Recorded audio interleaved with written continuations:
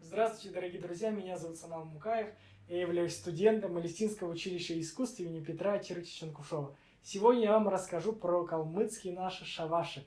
Вообще, что такое шаваш? Шаваш – это восхваление или подбадривание танцующего. Издревле было так, что на любом мероприятии, на любой тусовке наши предки Халимгут танцевали и пели под калмыцкую дамбру. Это происходило так. Дамбрист играет, тот, кто желает спеть, подходит, исполняет свой куплет, и это называлось домбрте келлиган. То есть человек разговаривал с дамброй. А если же третий человек еще и танцевал, то тогда певец подбадривал его этими шавашами. Вот, и это восхваление танцующего. Зачастую шаваш – это куплет из 4 строчек, 4-стишья, в конце которого произносят хадрис или чичрадот, иригадот, то есть подбадривая танцора. Сейчас я вам скажу перевод одного из шавашей. Нэрхэ харгосыне, нэрэ хагатырджина, наймын келька ясиге, нахр больджитавшита. Это переводится так. Черные тонкие сапоги ходят по селу, ища праздник.